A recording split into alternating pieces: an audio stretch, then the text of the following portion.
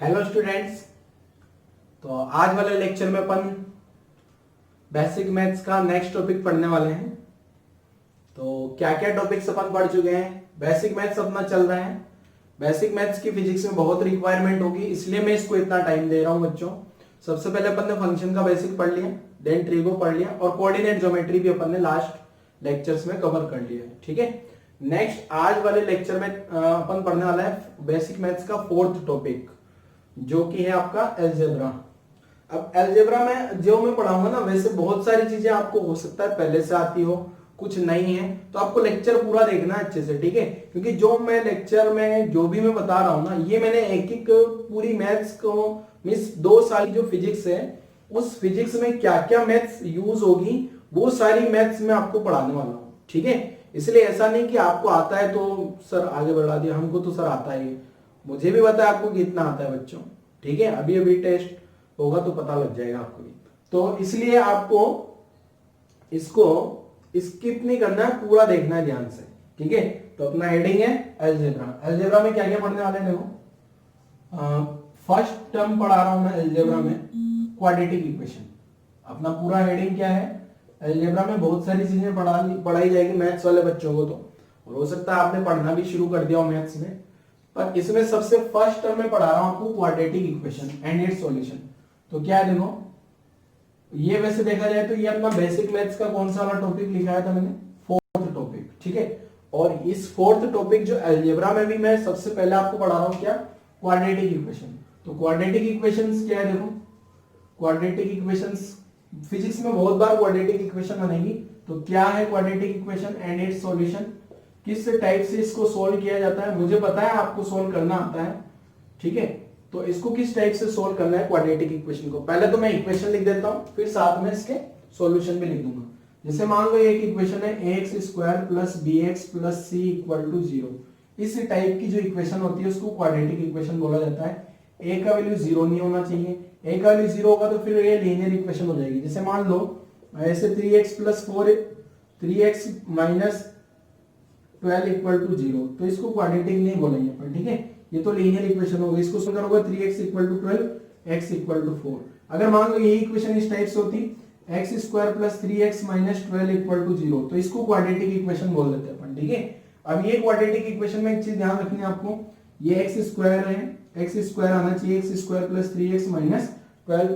इस टाइप की और भी बहुत सारी इक्वेशंस आप लोगों ने 9 10 में पढ़ी होगी। तो ये सबसे मैंने क्वाड्रेटिक इक्वेशन लिख दिया। इसमें a क्या होना चाहिए, नॉन जीरो होना चाहिए, a जीरो नहीं होना चाहिए, पहला तो ये हो गया। ठीक है, अब इसके दो, यहां से x की 2 वैल्यूज आती है, यहां से x की 2 वैल्यूज आती है। ठीक है, तो उसको बोला जाता है रूट्स। तो रूट्स ऑफ क्वाड्रेटिक इक्वेशन क्या मान ली मैंने, मान लो रूट्स ऑफ क्वाड्रेटिक इक्वेशंस। तो इसके रूट जो है मैंने मान लिए, क्या मान लिए, alpha and beta. Quadratic equation के रूट्स क्या मान लिए मैंने, अल्फा बीटा। तो यही इक्वेशन को क्या लिखा जा सकता है, x minus alpha x minus beta बराबर 0। ठीक है, अब ये अल्फा और बीटा की वैल्यू कहां से लेके आओगे, अल्फा और बीटा की वैल्यू जो है फॉर्मूला आपने पढ़ा होगा है x equal to minus b plus minus root over b square minus 4ac upon 2a। इसमें अगर एक बार प्लस लोगे तो अल्फा बन जाएगा, एक तो यहां से अल्फा होगा और साथ में यहीं से बीटा भी होगा। इसी इक्वेशन को जो आपने लिखा है ना क्वाड्रेटिक इक्वेशन को, ax square plus bx plus c equal to 0, ये क्वाड्रेटिक को अल्फा और बीटा अगर इसके रूट है तो x minus alpha x minus beta equal to 0 लिख सकते हो। एक या तो अब ये 0 है तो या तो ये वाला टर्म 0 होगा या फिर ये वाला टर्म 0 होगा। तो इससे सोल्व करूंगा तो अल्फा आएगा, इससे सोल्व करूंगा तो बीटा आएगा। क्लियर है, तो ये क्वाड्रेटिक इक्वेशन है। अब यहां पे एक टर्म आती है sum of roots. Sum of roots जो आपको पता भी होगा, अल्फा प्लस बीटा क्या होता है, बी अपॉन ए।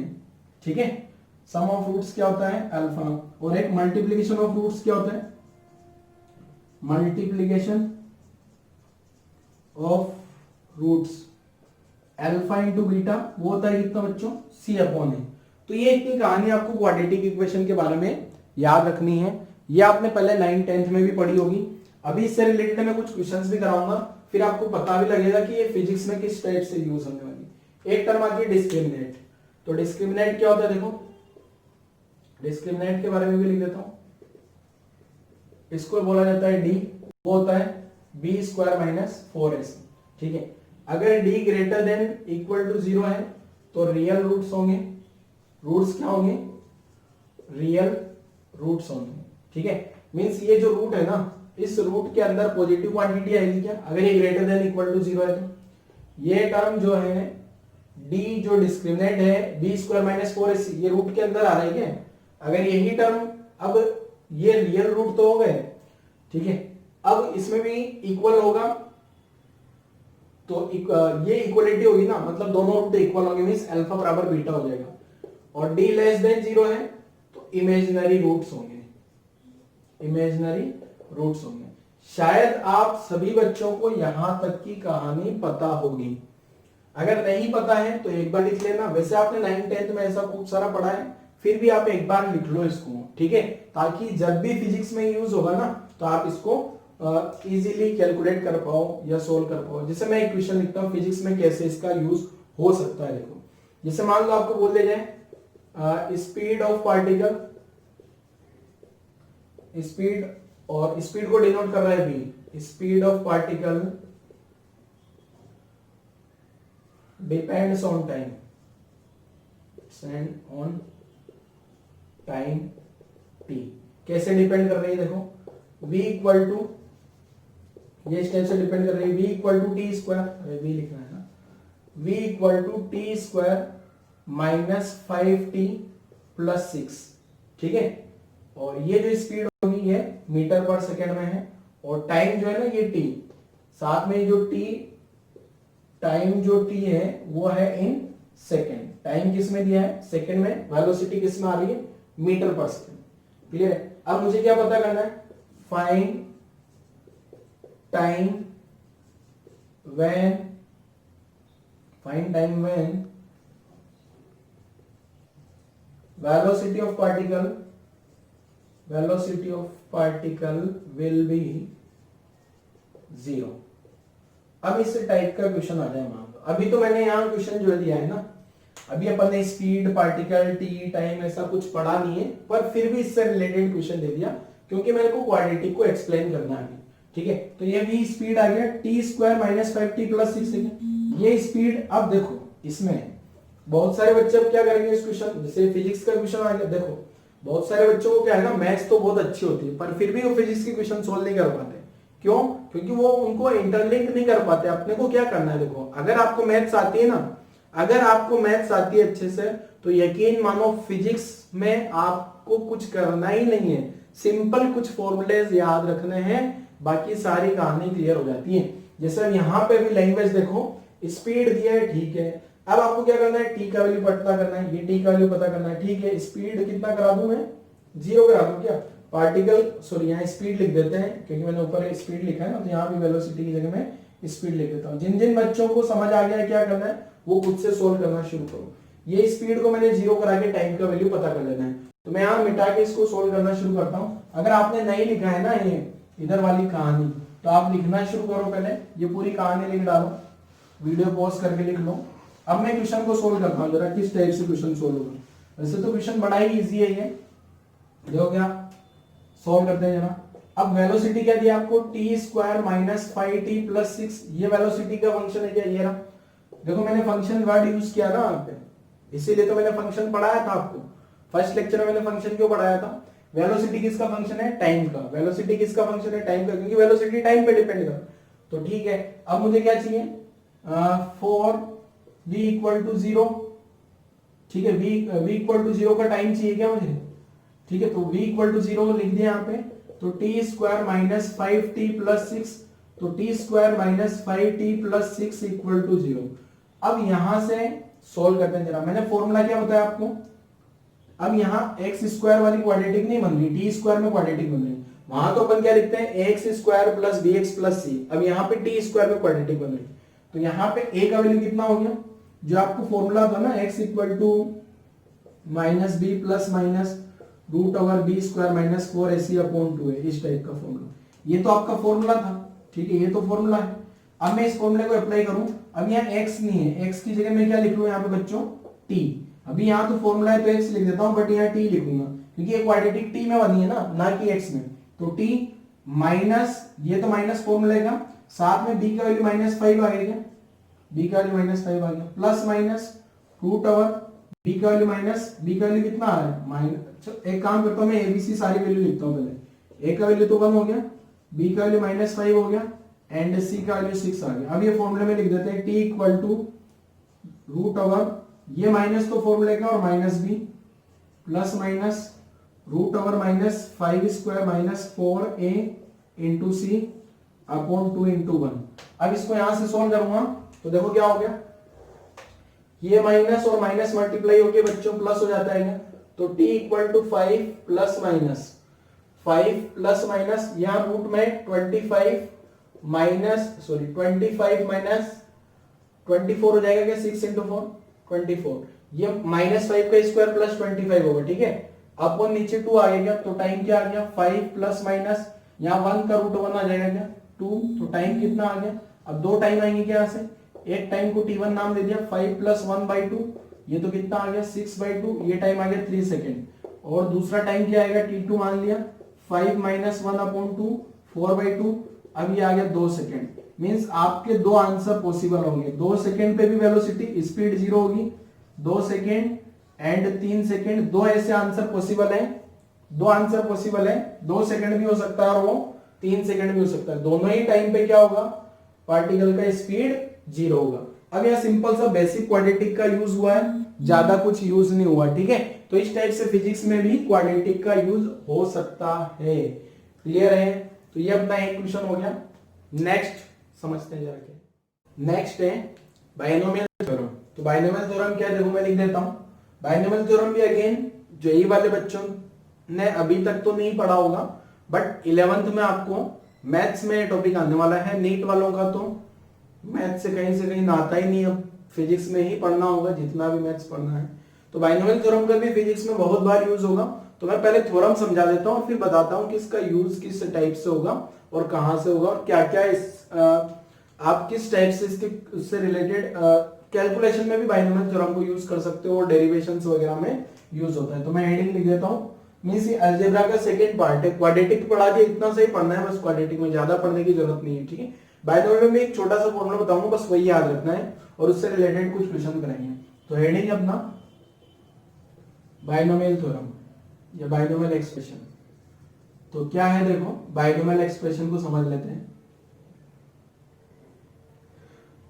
तो इसमें जैसे अगर मान लो ऐसा लिखा हो गई 1 प्लस, जैसे आप सिंपल a प्लस बी का होल स्क्वायर पढ़ा होगा आपने, जैसे इस टाइप के फॉर्मूले पढ़े ना आपने, a plus b whole square, a square plus b square plus 2ab, या a plus b whole cube पढ़ा हो, इसका भी एक फॉर्मूला होता है, वो आपको याद रखना नहीं है भी, ठीक है। तो इस टाइप से बाइनोमियल थ्योरम क्या है देखो, बाइनोमियल थ्योरम में जैसे यहाँ लिखा हुआ है 1, क्या लिखा है ये 1 प्लस x, ये x है बच्चों और ये पावर n है, इसको मैं लिख दूंगा अप्रोक्सीमेट, इक्वल नहीं लिख रहा हूं, ये अप्रोक्स लिख रहा हूं, ये अप्रोक्सीमेट का साइन है, इसका वैल्यू होता है 1 प्लस n x के बराबर, इतना ही मुझे याद रखना है बस।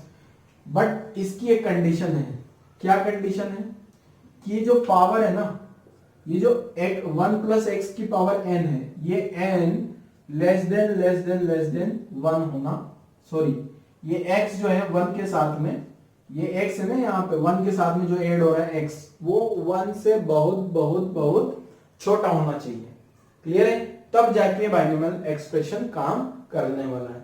इसका वैसे और भी बहुत सारी चीजें हैं बाइनोमियल एक्सप्रेशन, बाइनोमियल थ्योरम में, पर आपको कुछ नहीं पढ़ना, बस इतना सा एक्सप्रेशन याद रख लेना आपको, ठीक है। अब देखो इसको कैसे यूज कर सकते हो, वापस रिपीट करता हूं, पहले तो एक्सप्रेशन क्या है 1 plus x power n approximate equal to 1 plus n x, ये कब लिखना है, जब x लेस देन 1 हो, ठीक है। चलो लिख लेते हैं जरा किस टाइप से सॉल्व करना होगा क्वेश्चन आपको। जैसे मैं एक क्वेश्चन लिखता हूं, जैसे मान लो मेरे पास है 0.99 अंडर रूट, ये कैलकुलेशन मुझे करनी है, क्लियर है। तो इस कैलकुलेशन को मैं करके देखता हूं जरा क्या होगा। अब जैसे अगर ये √1 होता तो √1 को तो मैं इजीली लिख देता, क्या 1 होगा, बट ये रूट में 1 नहीं है, 1 से थोड़ा सा कम है, तो इसको कितना लिखा जाए 0.99, अब इसको सोल्व करने के लिए कैसे किया जाए जरा देखो। तो अब इसको अगर आप जो आपका कन्वेंशनल मेथड है उससे सोल्व करने जाओगे तो थोड़ा लेंथी होगा, मींस 1 या 2 मिनट या और ज्यादा टाइम लग सकता है, और इतनी देर अपने को मिलती नहीं है क्वेश्चन सोल्व करने के लिए एग्जाम में। तो देखो कैसे सोल्व करना है, बाइनोमियल लगा लेते हैं जरा। यहां में इस 0.99 जो है ना, इस रूट को हाफ लिख लू क्या। अब इसको ऐसे लिख लू क्या, 1 माइनस या 1 प्लस, ये जो है ना इसको ऐसे लिख लिया जाए माइनस 0.01 पावर हाफ, ठीक है। 0.01 में से अगर 0.01 सब्ट्रैक्ट करूंगा तो 0.99 आएगा। अब यहां पे मैं बाइनोमियल थ्योरम लगा देता हूं। अगर यहाँ पे देखूंगा ना तो ये 1 प्लस, यहाँ माइनस भी हो सकता है, अगर यहाँ माइनस होगा ना बच्चों तो यहाँ माइनस लिख लेना है, अगर यहाँ माइनस है तो यहाँ भी माइनस लिखना है, यहाँ प्लस है तो यहाँ भी प्लस लिखना है, ठीक है। तो मैं बाइनोमियल थ्योरम लगाता हूं, तो देखो इसको क्या लिखा जा सकता है, 1 माइनस 0.01 इंटू 1/2। देखो ये जो 0.01 है 1 के कंपेरिजन में बहुत छोटा है क्या, ये जो 0.01 है 1 के कंपेरिजन में बहुत छोटा है, तो मैंने क्या लिख दिया 1 माइनस हाफ, ठीक है। ये हाफ यहाँ आगे आ गया, चाहो तो इससे लिख देता हूँ, जैसे 1 प्लस nx है ना, तो 1 माइनस 1/2 इंटू 0.01, ये इस टाइप से लिख लिया, क्लियर है। अब ये जो सोल्व करूंगा इसको 0.99 पावर हाफ, ये किसके बराबर आ गया देखो यहाँ से 1 माइनस, अब इसको डिवाइड करो जरा, 0.01 अपॉन 2 करूंगा तो ये इजीली सोल्व किया जा सकता है क्या, तो ये आ जाएगा 0.005, क्लियर है। तो 0.005 आ गई है, तो 0.005 को क्या लिखा जा सकता है देखो 0.99 पावर हाफ, ये कितना आ गया देखो यहाँ से 1 में से सब्ट्रैक्ट करूंगा ना, तो 1 में से सब्ट्रैक्ट करूंगा तो क्या आ जाएगा 0.995। तो अगर मैं रूट जो है ना 0.99 का रूट लिखूंगा तो कितना आ जाएगा 0.995। तो इस टाइप से मैंने बाइनोमियल लगा के, अभी तो क्या किया मैंने, ये थोड़ा टाइम लग गया इसमें, टाइम क्यों लग गया क्योंकि मैं एक एक स्टेप आपको समझाया, ठीक है। तो इस टाइप से इसको सोल्व किया जा सकता है, और भी क्वेश्चन हो सकते हैं इससे रिलेटेड, और क्वेश्चन लिखता हूं जरा। जैसे इसमें तो क्या था, इस क्वेश्चन में यहाँ पावर 2 था, 1/2 था, तो 1/2 तो आप नॉर्मल कन्वेंशनल मेथड से भी निकाल सकते हो, ठीक है, जो नॉर्मल आप रूट लगाने वाला जो मेथड होता है। एक और क्वेश्चन लिखता हूं जरा, देखो क्या है, जैसे ऐसे लिखा 1.03 और यहाँ पावर आ गया 1/3, ये मुझे सोल्व करके बताना है, ठीक है। अब ये क्यूब रूट है, ये क्यूब रूट निकालने बैठ जाओगे ना इसका, जैसे 1 का क्यूब रूट तो 1 होगा, इसको सोल्व करने बैठ जाए तो बहुत टाइम लग जाएगा। अब देखो बाइनोमियल से कैसे इजीली ये सोल्व हो जाएगा, आप लोग ट्राई करो जरा, अगर आपको ये समझ आ गया हो ना तो खुद से ट्राई करो, फिर आंसर मैच कराना। तो ये जो 1.03 पावर 1/3 है ना, इसको क्या लिख दूं देखो मैं 1 प्लस 0.03, ऐसा लिखा जा सकता है। अब यहाँ पे देखा जाए तो मैं अब बाइनोमियल थ्योरम लगा दूं, ये 1 प्लस x पावर n हो गया क्या, n की जगह 1/3, ये जो n है ना, ये n का वैल्यू कुछ भी हो सकता है, फ्रैक्शन, इंटीजर, पॉजिटिव, नेगेटिव कुछ भी होगा, ठीक है, बस रियल नंबर होना चाहिए। तो अब यहाँ से जो है, बट कंडीशन ये भी होनी चाहिए x लेस देन 1, तभी जाके वैलिड है। अब यहाँ से मैं क्या कर दूं देखो, बाइनोमियल थ्योरम लगाऊंगा, तो बाइनोमियल थ्योरम क्या बोलता है, इसका वैल्यू जो अप्रोक्सीमेट वैल्यू आ जाएगा कितना 1, ये 1/3 नीचे आ गया 1/3, तो 0.03, ये इस टाइप से लिख दूं क्या, मैंने क्या किया यहाँ से बाइनोमियल थ्योरम लगा दी, 1 प्लस x पावर n, तो 1 प्लस nx लिख दिया इसको, तो ये 1 प्लस n का वैल्यू रख दिया, x आ गया, तो ये वैल्यू कितनी आ गई 1.03 पावर 1/3। इसका वैल्यू अगर सोल्व किया जाए तो देखो कितना आ गया, अप्रोक्सीमेट 1 प्लस 1 से थोड़ा सा ज्यादा होगा, इसका डिवाइड करो तो 0.01 आ गया, तो आंसर कितना आ गया 1.03 का अप्रोक्सीमेट आंसर जो लिखूंगा मैं, अप्रोक्सीमेट आंसर क्या आ गया 1.01, इसका अप्रोक्स आंसर आ गया, क्लियर है। तो इस टाइप से आपने, अभी तो क्या मैंने डेटा जो है डेटा में यूज किया है, यही सेम टर्म फिजिक्स के डेरिवेशंस में भी यूज होगी, ठीक है। जैसे एक डेरिवेशन में बताता हूँ डेरिवेशन में क्या कैसे यूज होता है, बस मैं अभी यहाँ पूरा सोल्व नहीं कर रहा हूँ, बस थोड़ा सा बता देता हूँ किस टाइप से यूज होगा। एक टर्म आती है जी डैश, ग्रेविटेशनल एक्सेलरेशन होता है ना, जैसे ग्रेविटेशनल एक्सेलरेशन क्या होता है, अर्थ की सरफेस से ऊपर जाता हूं तो बदलता है, नीचे जाता हूं तो भी बदलता है, तो उसके लिए एक फॉर्मूला डेराइव करेंगे। अभी आपको डेरिवेशन नहीं बता रहा हूं फॉर्मूले का, बस मैं बता रहा हूं कि वो फॉर्मूला जो है इस टाइप से आता है, जी डैश इक्वल टू ये होता है g upon 1 plus h upon r और यहाँ स्क्वायर आता है। ठीक है, तो अब मैं इस फॉर्मूले को देखो थोड़ा सिंप्लीफाई करके इस टाइप से लिखूंगा, इसको सिंप्लीफाई करूंगा ना मैं। अब ये फॉर्मूला क्या है क्या नहीं है उस पर नहीं जानना आपको, बस मैं बाइनोमियल लगाना सिखा रहा हूं आपको इस फॉर्मूले में। ठीक है, अब ये फॉर्मूला कैसे आता है, ये जी डैश क्या है, जी क्या है, एच आर, ये सारी कहानी समझा देता हूं। चलो अगर आप जानना चाह रहे हो तो जैसे मान लो ये अर्थ है, ठीक है, ये अर्थ है। अब कैसे आता है वो तो अभी समझ नहीं आएगा आपको। और ये अर्थ का रेडियस मान लिया मैंने आर है।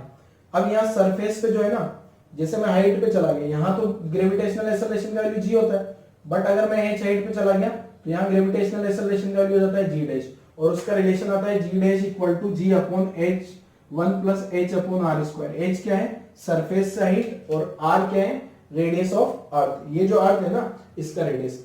अब इस डेरिवेशन को मैं आगे बढ़ाऊंगा तो इसमें कहीं ना कहीं बीच में बाइनोमियल थ्योरम यूज करूंगा, इसलिए मैं इसको आपको समझा रहा हूं यहाँ पे। ठीक है, तो बाइनोमियल थ्योरम अगर आपको नहीं आती होगी तो ये डेरिवेशन आपका अटक जाएगा। ऐसे बहुत सारे डेरिवेशन फिजिक्स में आएंगे जहां मैं बाइनोमियल थ्योरम यूज करूंगा। बाइनोमियल थ्योरम मैंने आपको बता दिया। तो देखो इस जी डैश में क्या लिख सकता हूँ, यहाँ सोल्व करके लिखता हूँ जरा इसका एक्सप्रेशन किस टाइप से आता है। ठीक है, अभी इसको क्वेश्चन की फॉर्म में कुछ नहीं लिखना, बस ये एक्सप्रेशन को आपको समझना है कि कैसे बाइनोमियल थ्योरम को फिजिक्स से रिलेट करना है। ठीक है ना, यही समझना है आपको बस।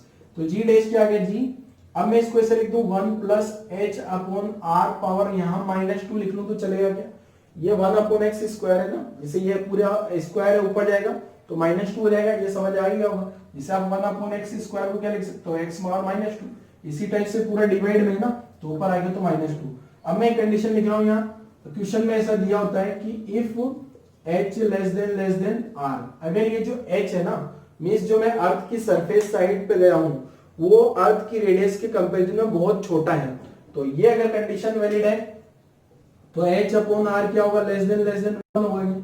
तो h upon r less than 1 हो गया, तो बाइनोमियल थ्योरम लगा दे 1 plus x power n, approximate क्या लिख सकता हूँ 1 प्लस nx।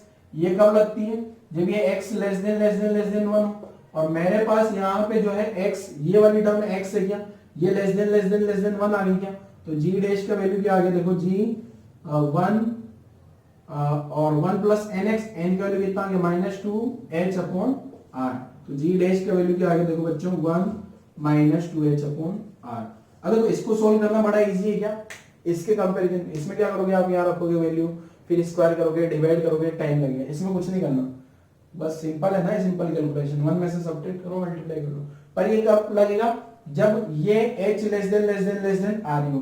जैसे मान लो ये अर्थ की सरफेस है, ये अर्थ आ गई, मान लो अर्थ आ गई, और मैं अर्थ की यहाँ से बहुत कम हाइट पे जा रहा हूँ, जैसे तो मैंने डायग्राम में समझाया था आपको, थोड़ा h ज्यादा लेंगे, पर h क्या होना चाहिए, अर्थ की रेडियस के कंपैरिजन में बहुत छोटा होना चाहिए।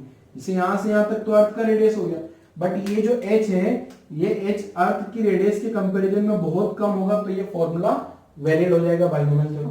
तो इस टाइप से आपको बाइनोमियल लगाना है, क्लियर है, ये कैसे फिजिक्स में यूज होगा। अब ये फॉर्मूला कैसा है बच्चों उस पर नहीं जाना, ठीक है ना, बस आपको बस ये फॉर्मूला देख के बाइनोमियल यूज करना सीख लेना है, ठीक है। और भी मैं बहुत सारे क्वेश्चंस में, डेरिवेशंस में, जैसे अपन 12th 11th में 12th में फिजिक्स आगे आगे पढ़ते जाएंगे, तो जहां जहां बाइनोमियल का यूज होगा वहां वहां मैं एक बार और बाइनोमियल एक्सप्लेन कर दूंगा, ताकि आपको रिमाइंड हो जाए और फिर अपन सोल्व कर सकते हैं, ठीक है। तो ये बाइनोमियल की कहानी यहां तक खत्म हो गई। नेक्स्ट टॉपिक समझते हैं क्या है। नेक्स्ट एक टर्म आती है एपी जीपी एचपी।